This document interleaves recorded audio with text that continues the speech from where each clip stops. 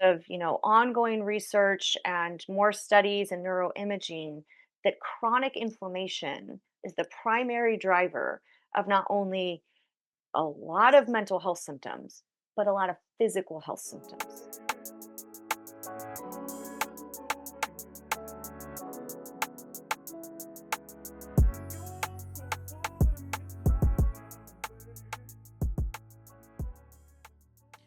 Welcome back to Coats in Conversation. I'm your host, Kendrique Coats, a therapist for couples and athletes in the state of Illinois, and also an athlete mental health advisor for the Illinois High School Association. In today's conversation, I speak with trauma expert Rebecca Kase, who is a psychotherapist and the CEO of the Trauma Therapist Institute.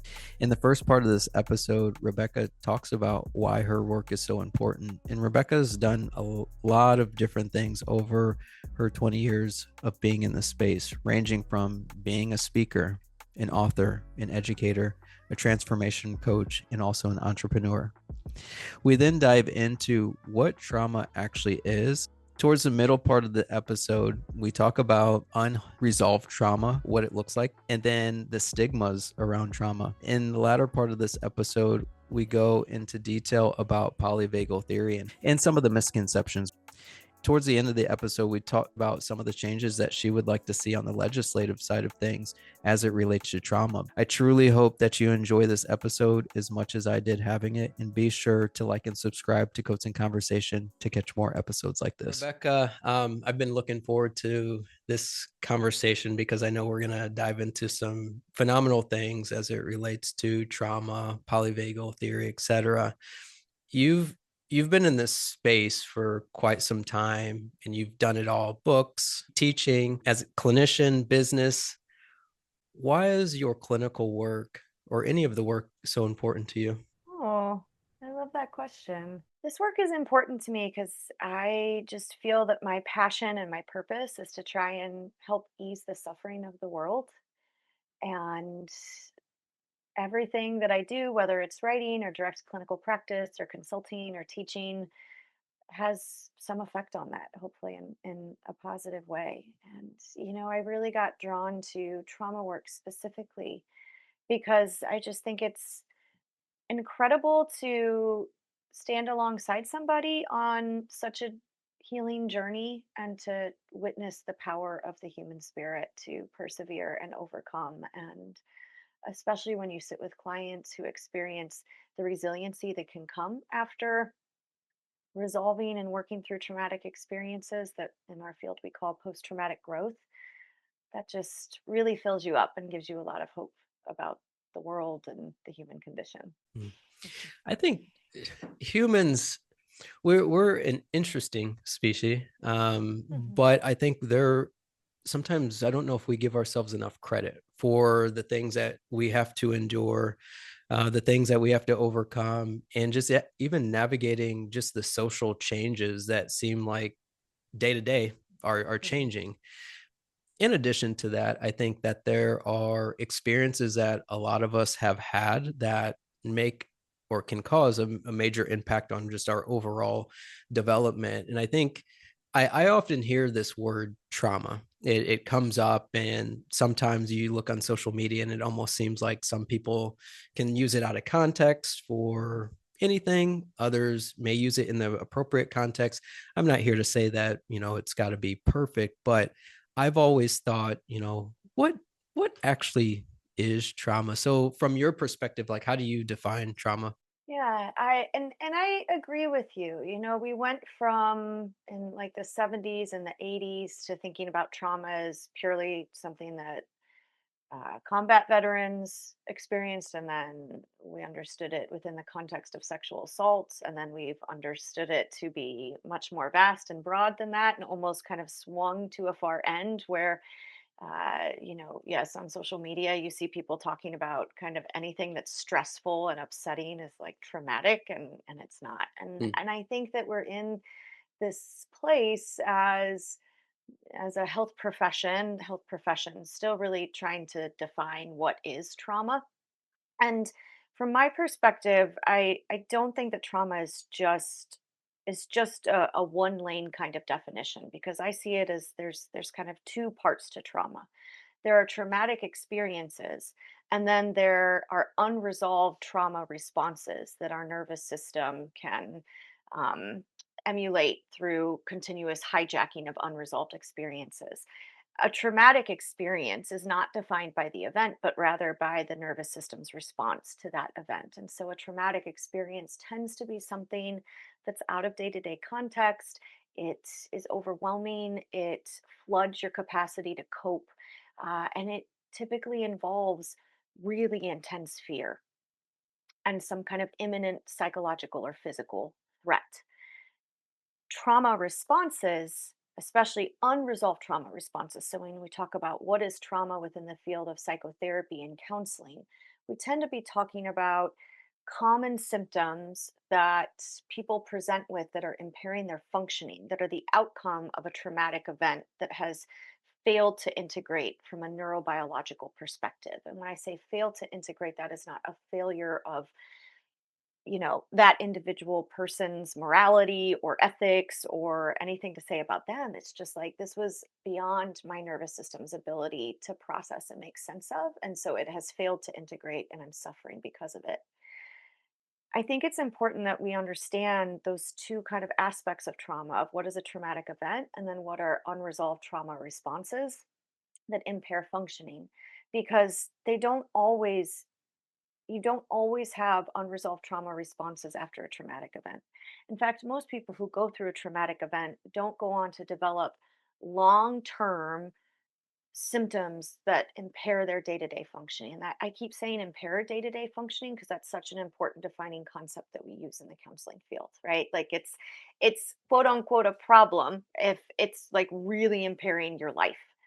So after a traumatic experience, most people, yes, will have some acute symptoms. We might feel anxious, we might, be thinking about it a lot, but a lot of us go on to resolve that on our own and we don't develop these long-term symptoms that really hijack us and trip us up.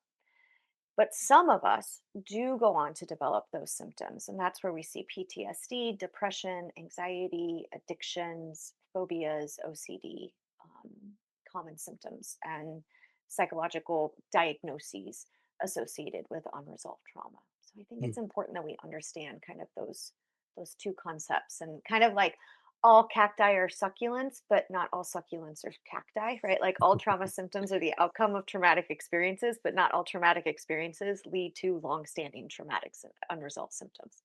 So what about like big T, little T trauma? That's something that I often hear. Mm, And I've gone back and forth with that, meaning like, okay, does it matter if somebody's experienced like a big traumatic event or a little traumatic event, especially as we think about like the nervous system? If it's something as small as, I don't know, I was in a car accident, and to me, like that's a small T trauma. Now I've got a little bit of anxiety when I drive versus I was at the mall and somebody's car blew up. So is there a difference between big T and little T?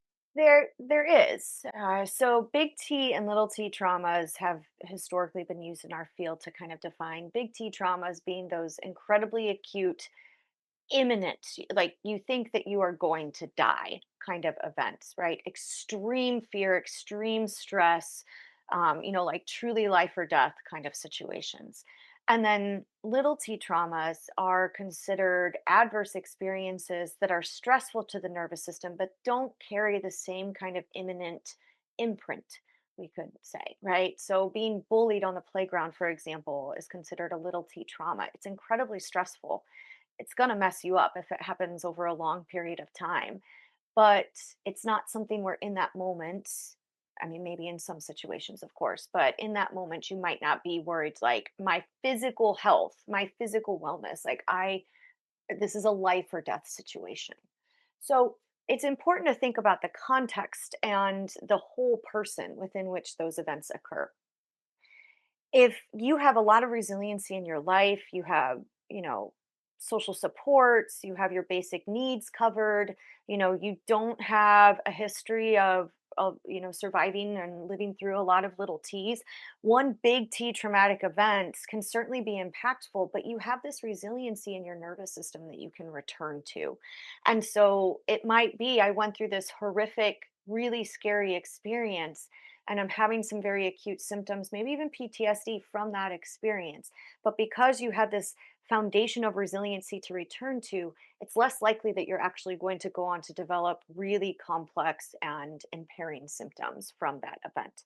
Now, when we think about the impact of little t's, it's ongoing chronic adversity. It's constantly every day on the playground, I'm told that I'm ugly and I'm terrible and I stink, right? And that over time builds up in your nervous system and really erodes our self worth. Little t traumas could also be ongoing adversity, experiencing ongoing oppression, experiencing ongoing racism, experiencing kind of threats to your core integrity and self on a day to day basis that don't necessarily present with the same effect of like this is life or death. But nonetheless, it's chronic stress. And so, what we know from neuroscience and neurophysiological research these days is that the metabolic cost of chronic stress leads to chronic inflammation responses and leads to the emergence of chronic degenerative diseases. It's one thing for your nervous system to go through this really scary event, have this stress response, this big inflammation response, this big dump of cortisol and adrenaline, and certain neural neural networks get activated to move you into survive, and then the stressor is over and you can return back to, if you had a state of resiliency, that's where you go back to. But little t traumas are like this constant metabolic tax, is kind of how I think of them. Every day, or maybe it's not every day, but on a pretty regular basis, your nervous system is being chronically taxed by stress. And that has a worse outcome actually on people's physical and psychological health than going through like one big T trauma. So, example, somebody's in the work environment and they've got a boss who is verbally maybe abusive or manipulative. Would that fall under the category of like a small T trauma? It could. It really depends on that individual and how their nervous system perceives that experience. So let's say person A goes into that environment. They had a really strong upbringing. Their mom had them sing in the car every day on the way to school. I am good. I am powerful. I am amazing. I'm a smart person. It's not my job to make other people happy. I'm here for my own, whatever that is. And they have those messages deeply ingrained in their neurobiology. They have a support system to go back to and talk to. Oh my gosh, I can't believe what my boss said today. Their physical health is in pretty good shape. They go to the gym after they go to work and kind of work through some of those frustrating experiences. That person has a lot more resiliency factors to get through that experience, and they might find it stressful and frustrating, but they may be focused on, well, I don't deserve this. I'm going to get out of this. I'm looking for another job. My boss is a jerk. This says more about them than me, right? Person B shows up and they grew up in a household in which they experienced little t traumas. They had parents who were maybe kind of absent. Their parents were maybe struggling with their own unresolved generational trauma. They grew up with messages of poor self worth, or they're not good enough, or they're not smart enough, or they're not lovable. They're not really taking care of their health. Maybe they have some physical health ailments. What they do after a hard work day is they go home and they take a couple of shots of Jack or something like that, right? And they don't have a support system. That person is probably going to experience those 8 hours a day. If you're working like 40 hours a week, right? They're probably going to experience that work environment in a much more severe way than person A. So that's why I think it's important that we consider it's not about the event, it's about that individual's neurobiology and everything that has happened in their life up until that event that either allows them to navigate that stressful, adverse, or traumatic experience with resiliency and self efficacy, or it becomes like another kind of weight, another boulder that they're carrying in on their back. As you're talking about that, I'm thinking about core narratives. That's like something that Mhm. consistently comes up Mhm. with clients that I work with. Specifically, you've mentioned or alluded to it, it's like, I'm not good enough, I'm Mhm. incapable, nobody cares for me, et cetera, et cetera. And how that influences our perception of the world and influences our nervous system. The other part of this is we still live in from my perspective, kind of this world where mental health is there's such a stigma around it as far as going out, seeking out support, getting help through some of these things. Are there specific things that you do in the clinical setting to destigmatize some of these narratives that people have on the mental health space? Yeah, therapists are guided to operate under the kind of guise of unconditional positive regard. And the way that we show up with unconditional positive regard is through a compassionate presence, right? Helping people see through our lens how, well, of course, that makes perfect sense. Let me reflect back to you why that symptom or that core narrative makes perfect sense to me based on what you told me about your life. And our job as therapists is to hold some objectivity because our clients are living their subjective experiences. And when you've grown up and, the families that we've all grown up in, um, for those of us who have very dysfunctional families, I'm sure that it's no surprise to some of you to be like, "Oh, yes, I got to a point in my life and somebody was like, 'Did you know that that's not normal?'" And you're like, "It's not? I mean, that's just how I grew up," right? So as therapists, we can help to kind of put that mirror up of, wow, of course you struggle with this negative core kind of self-talk because what I've heard you describe about your childhood is that was the message you got all your life. So of course that's what you're holding on to. Of course that makes a lot of sense. So that's why that compassionate presence, that unconditional positive regard, which I just think is, like that's a fancy way to just say be compassionate. Everybody's going through something hard. And you know what? Like, if you really try and understand people's stories, like, it just all makes sense when you understand how they have tried to adapt or the burdens they carry or the symptoms that they're struggling with within the context of their story, within the context of their life. It always makes sense because it's always about the nervous system's response. And our nervous system is adaptive. And so it's always going to be trying to respond to stressors or stimuli or environmental demands in a way that promotes our health and wellness.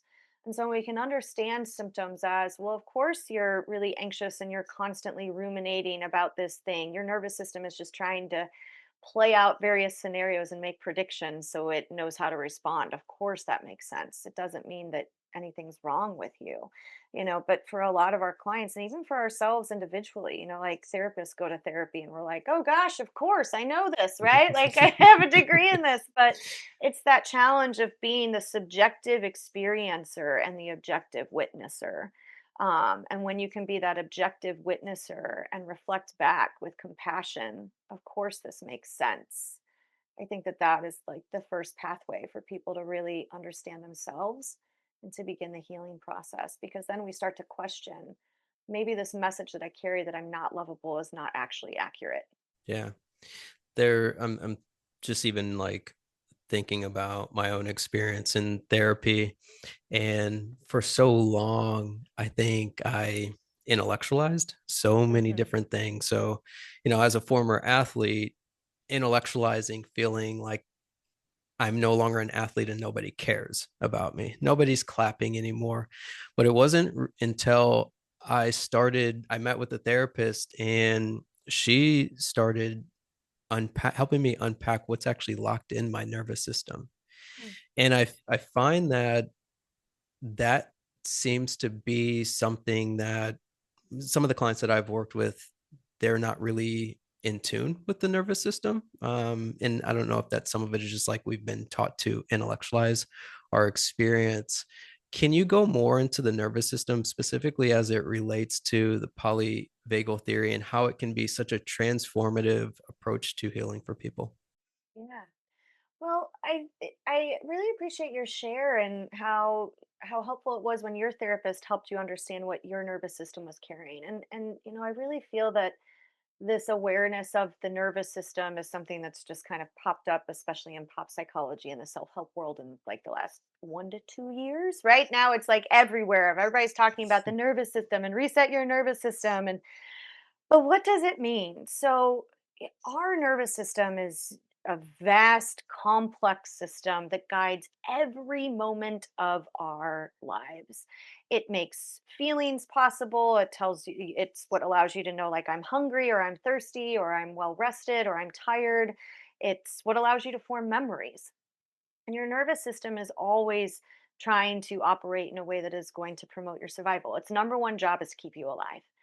And because of that, it's wired with some very specific stress responses that most of us have heard of before is fight, flight, and freeze are our kind of biologically predispositioned responses to survive imminent or perceived imminent stress and threat. Now, those responses are the outcome of some very complex neural networks that take place in the brain and in your nervous system in the body. So, polyvagal theory is a theoretical framework that was developed by Stephen Porges that really helps us to understand the specific power of the vagus nerve on those trauma and survival responses. So, the vagus nerve is really growing in research and awareness of how incredibly important this one nerve is on physical and mental health. So, the vagus nerve is actually a bundle of nerves. It's the second longest nerve in your entire body. It exits the brainstem and it connects, it innervates your face and your eyes and your inner ear, your lungs, your heart, and all of your visceral organs in your abdominal cavity. And this nerve carries information from the brain to the body, and it also carries information from the body to the brain. So it's how your brain and body communicate. So the vagus nerve has the capacity to influence those fight or flight or freeze responses. It also has the capacity to support your health and wellness. So when your brain is constantly reading stimuli. It's constantly reading all the stimuli. Well, not all the stimuli, because actually there's way too much stimuli for your brain to read in every given moment. But your brain is reading your environment internally and externally. And if it perceives something that could be threatening, like a rabid animal running at you, or you walk in a room and it's really messy and that makes you feel really anxious. It's not the same as a rabid animal, right? Mm. But it's still stimuli in your environment that your brain perceives, makes a valuation of, and then can change your physiological response. So you see a rabid animal running at you, your brain quickly perceives that to be dangerous. And before your prefrontal cortex can actually think through, well, is that a rabid animal? Should I run? Should I fight? Should I just freeze? Like, should I lay down and play dead? Is that a black bear? Is that a brown bear? Do you run away? Like, you can't think through all of that because thinking time is surviving time. And so your brain will cue your nervous system to shift your physiological state before you can think through it in efforts in the name of survival. And the vagus nerve is one of the key mechanisms that your brain communicates with and says, increase heart rate, increase blood flow, increase blood pressure, get ready to run, get ready to fight, right? Or it communicates to your nervous system, lay down and play dead, like freeze. So the vagus nerve is kind of like I almost think of it like the conductor of your nervous system. It's what cue a stress response or stop the stress response. Cue the violin section, cue the drums, whatever that may be, right? So your vagus nerve is the primary on off switch of your inflammatory response. And so all stress responses lead to an inflammation response. So that inflammation response changes your physiology to respond to an internal or an external threat. Now, we develop chronic ongoing problems when the nervous system doesn't get the message to turn the inflammation response off. And we know now because of, ongoing research and more studies in neuroimaging that chronic inflammation is the primary driver of not only a lot of mental health symptoms, but a lot of physical health symptoms. So that's why the vagus nerve has become so important because it's implied in autoimmune disorders and cardiovascular disease, in fibromyalgia and digestive issues, because all of these can be the outcome of inflammation responses that have kind of gone awry, of chronic activation of stress responses, and your nervous system can't reset. It can't get back to a state of homeostasis. We now understand depression to be an inflammation response. I think we could argue that PTSD has an inflammation response underlying it. It's about your nervous system kind of moving you into these states where it believes like this is what you need in this situation. But then with unresolved trauma, the nervous system doesn't get the message, perhaps, that I don't need this now. So if you're still going through a traumatic event, your nervous system is going to keep those processes activated because you need it. You're still trying to survive this thing, right? For example, let's say you're fleeing war, or you're fleeing a natural disaster or something, right? Like those responses are not going to turn off when you actively need them. But when people come to therapy, often, not always, but a lot of times they are on the other side of like, that thing is over. And now, but I don't feel like it's over and it's continuing to hijack me. And so that we can understand as all symptoms associated with unresolved trauma, from anxiety to hypervigilance to depression to sleeplessness, are all the outcome, they're data points of the state of the nervous system. Because when our nervous system is well calibrated and we have resiliency and it's flexible, and the vagus nerve is able to appropriately appraise threat, activate and inactivate, or mobilize and immobilize those trauma responses in a way that like is appropriate, needed, and necessary, that's really like optimal health and functioning. But it's when we get stuck because our nervous system got so overwhelmed and we just need some support. I think of, for example, like when we get sick, a lot of times like you get, maybe you get the flu, and you're like, okay, like I trust my body will get over this. But if it's like, okay, my temperature is not going down, I have a cough that is like, just feels like shards of glass in my lungs, right? Like I need an intervention. And so then you go to the doctor and they like give you some medicine maybe to help your body do what it's naturally capable of doing, which is healing. And so we can think of the same kind of presentation and framework when we consider unresolved trauma responses, of like your body has the ability to heal and it's just doing what it should do in response to this stressor, but now maybe we need some interventions to support it do what it's naturally capable of doing. The way you framed it and the way you explained it was so awesome, because I think it's nuanced. There's a lot of Mhm, things that go mhm, into this. I also think that I'll use myself examples. Like there were so many things that I ignored. So the people pleasing, mhm. being in certain environments and feeling like, oh, my stomach just feels knotted up, or my hands are sweaty, or headaches were a big thing that have come up for me.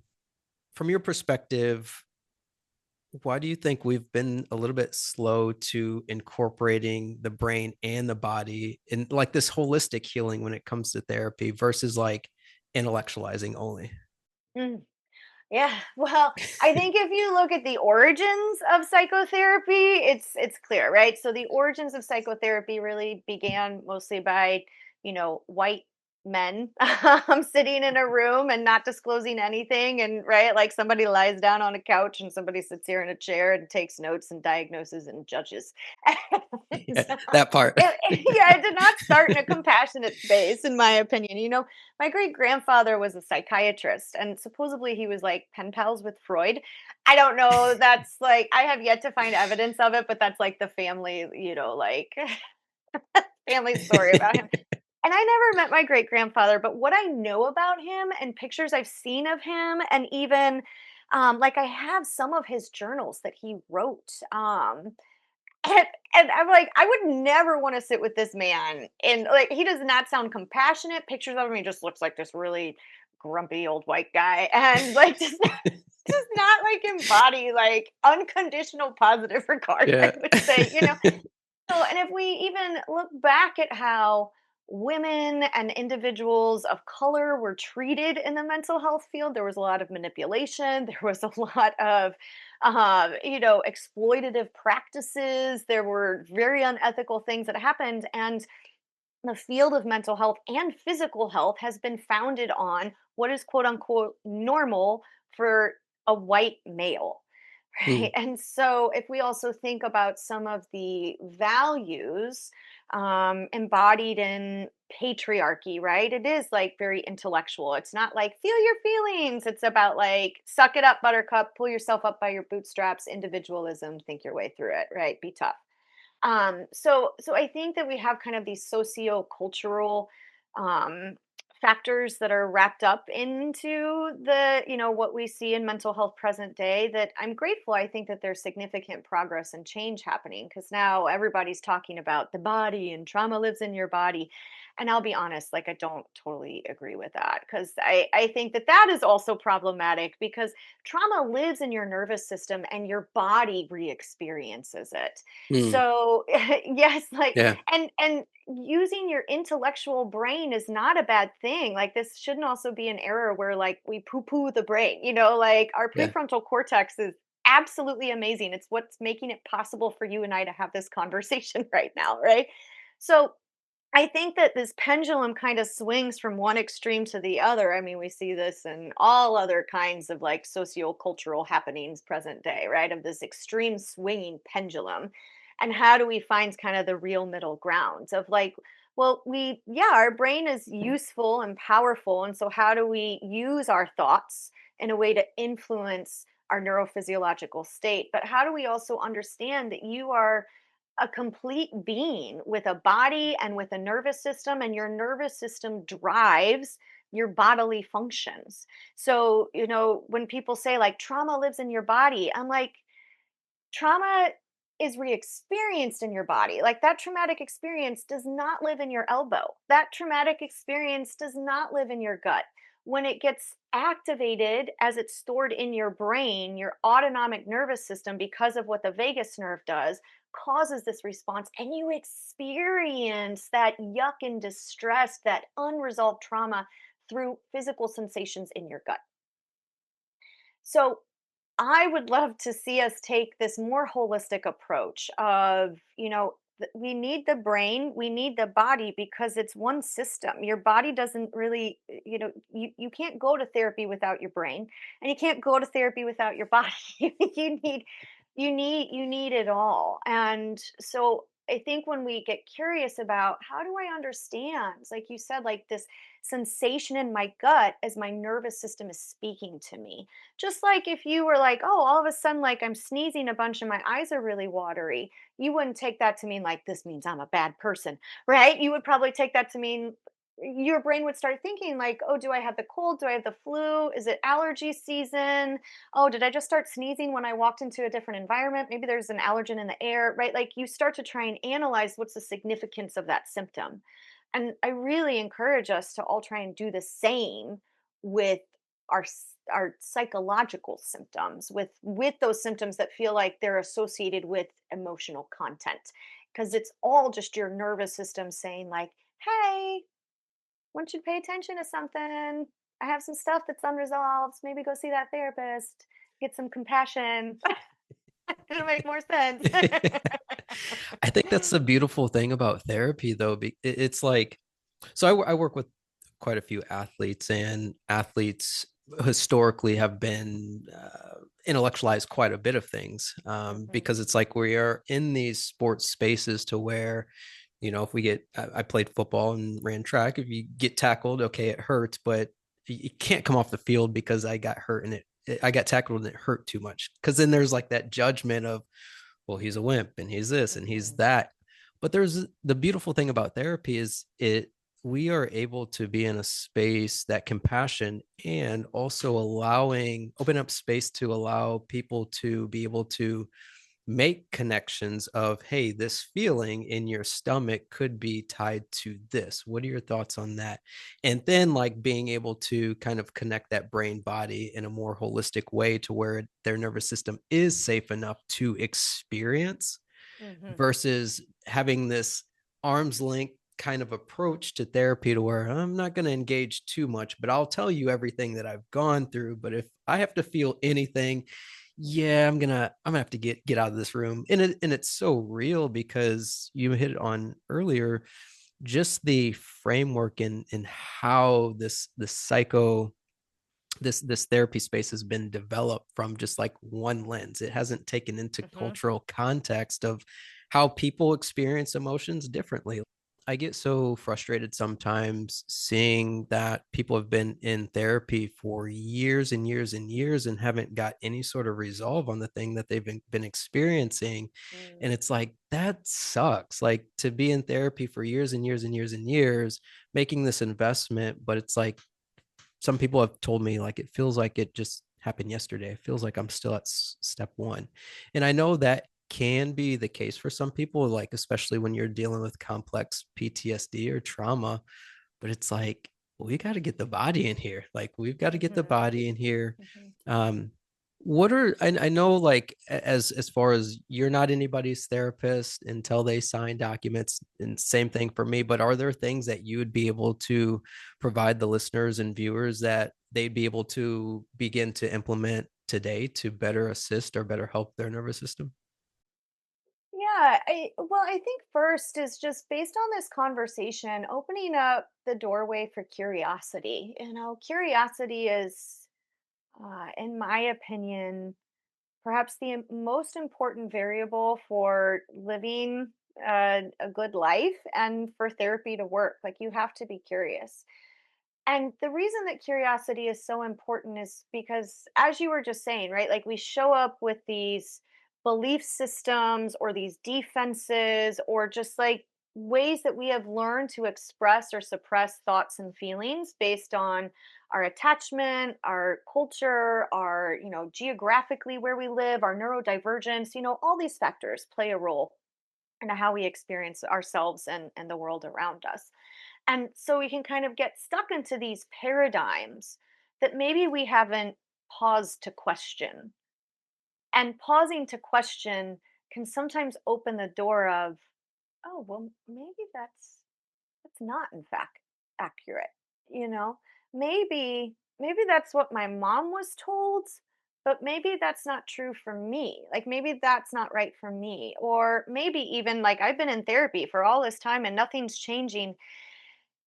Maybe I haven't been fully open about what's happening for me with my therapist, or maybe that therapist isn't the right person for me. Right? Mm, mm, So, just to be curious about, wow, what else am I not looking at here? Because we can just kind of live in this one lane, kind of with blinders on in our life.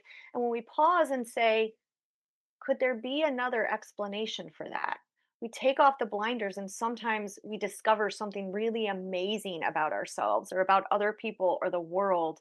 And that's going to help us live a more, fulfilling and joyful life. So curiosity is key. So from this conversation, I encourage you just to be curious about what your stuck points are. Where do you feel like you get tripped up? Do they show up as physical sensations, as you had described, right? Like these sensations in my stomach? Do you find that you get stuck in these negative self spirals of self talk, like I'm terrible, I'm not good, I'm not worthy, nobody likes me?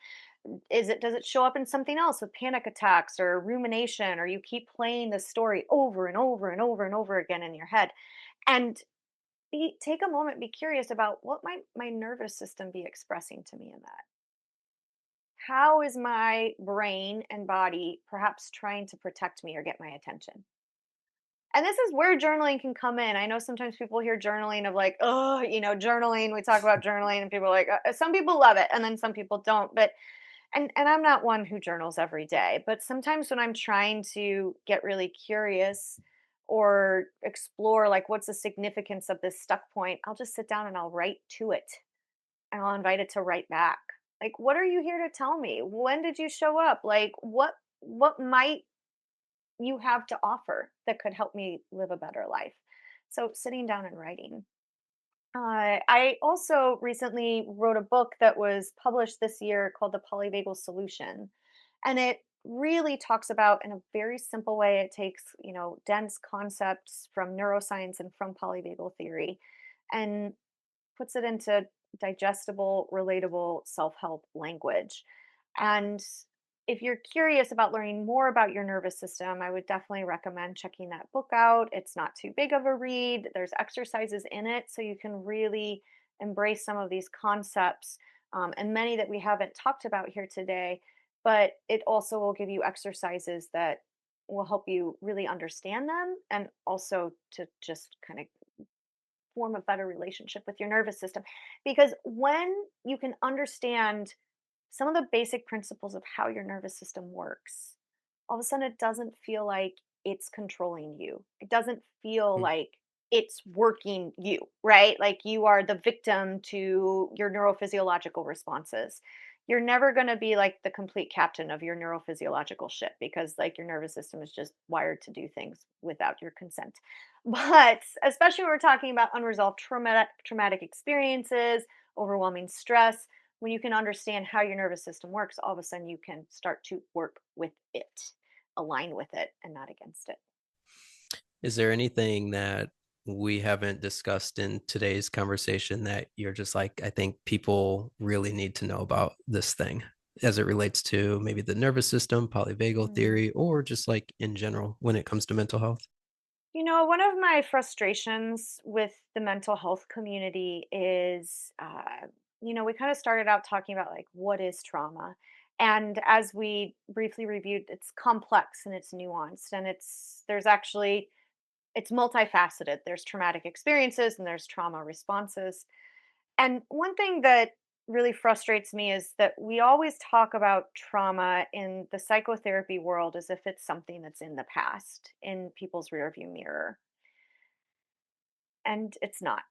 And I think in this current day, where so many people feel afraid and feel that they are being marginalized and attacked, and that there's real and present danger based on their race or their gender or sexual identity, their belief system. I feel that if we continue to talk about trauma like it's always in the rearview mirror for people, we are just kind of upholding this historical perspective of trauma that comes from that really privileged, specific sociocultural perspective. And that's problematic. It's important that we not just talk about how therapeutic interventions can support people who are maybe on the other side of a traumatic event and it's in their rearview mirror and now there is space and opportunity to heal and resolve. But we also need to be thinking about what are the interventions that we can offer to our clients when it's not in the rearview mirror, when it's about I'm actively surviving this thing, and we lack in that.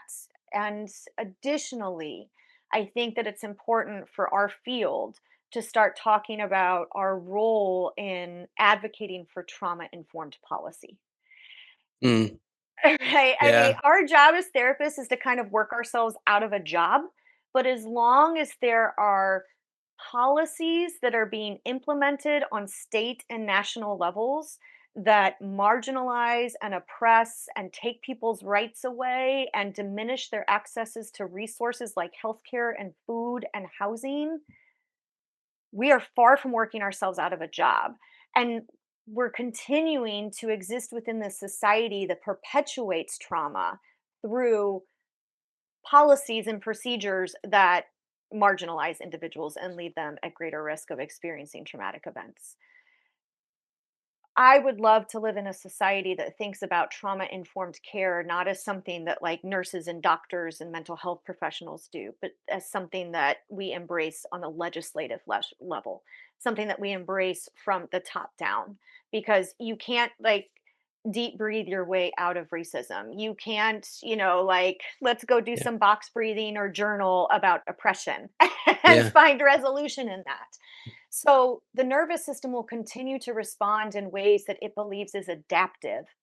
And if people are continuously being treated as if they are other than, less than, not good enough, something's wrong with you, the nervous system is going to continue to react in that way. And when if everybody's traumatized and everybody's incredibly stressed, that has terrible implications for the functionality of a society. When we move into those trauma responses, we lose our capacity for compassion, we lose our capacity for connection, we're not great parents, we're not great family members, we're not great community members. There is some truth to hurt people hurt people. And so, if we really want a healthy society, everybody should go to therapy, in my opinion. And we Yeah. need to look at the policies that shape our world and our reality and access to resources and safety. So, that's my soapbox.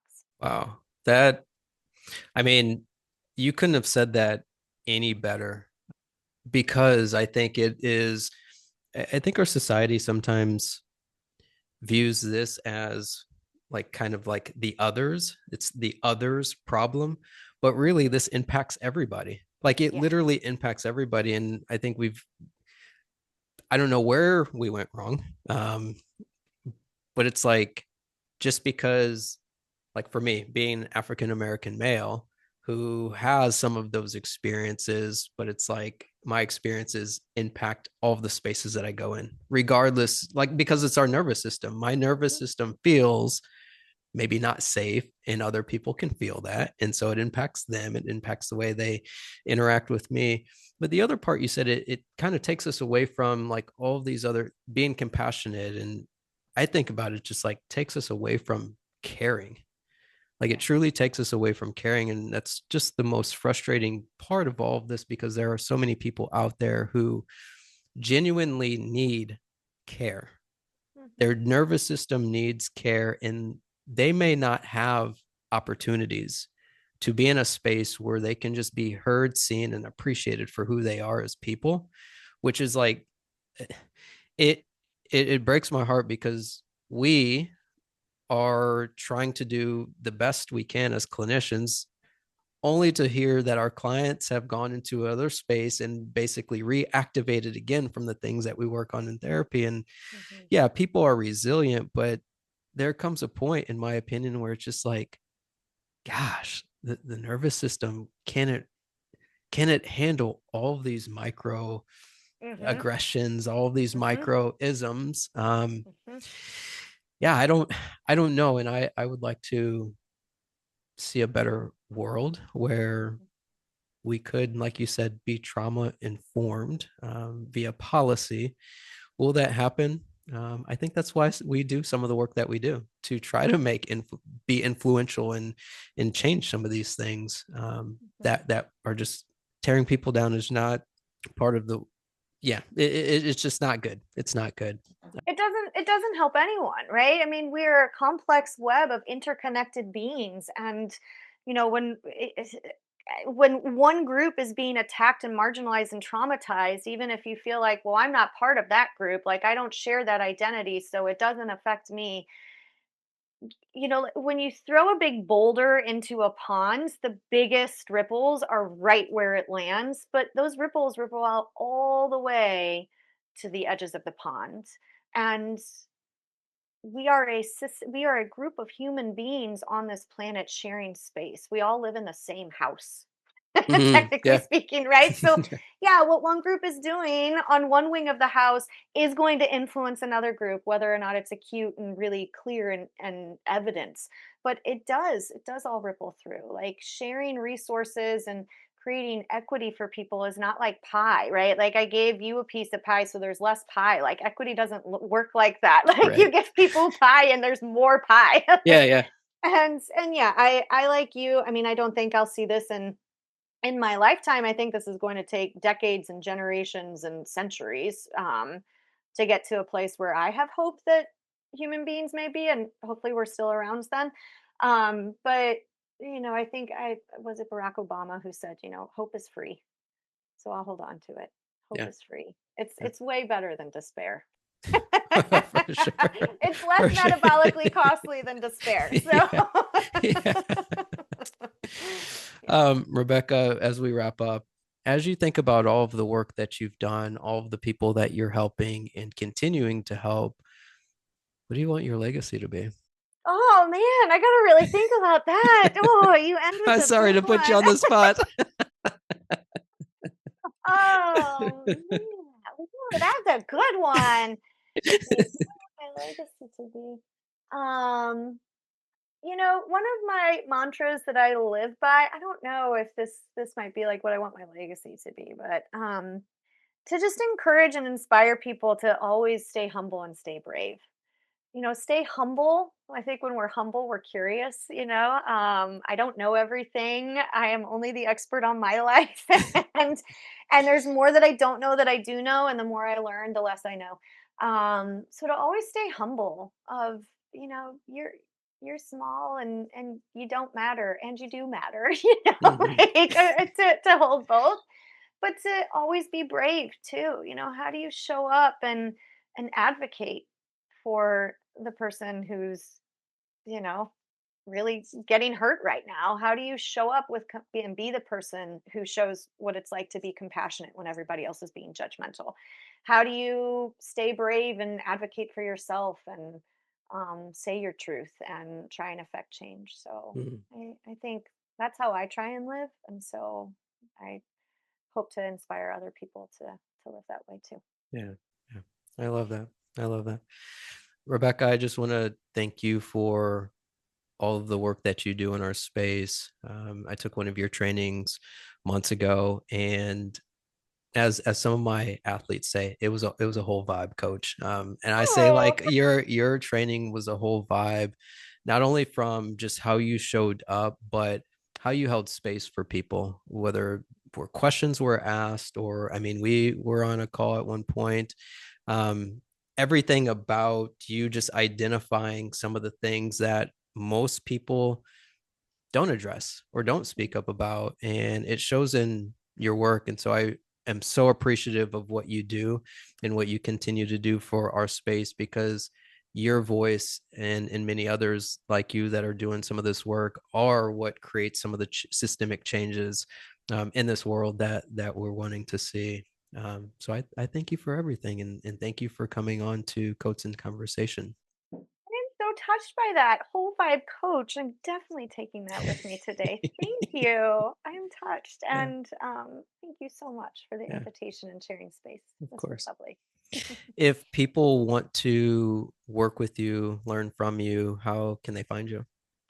Yeah, so you can find me in two places. So I own a trauma training company, the Trauma Therapist Institute. So you can check that company out at traumatherapistinstitute.com.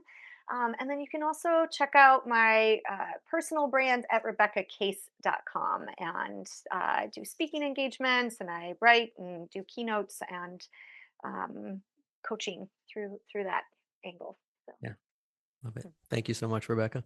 thank you.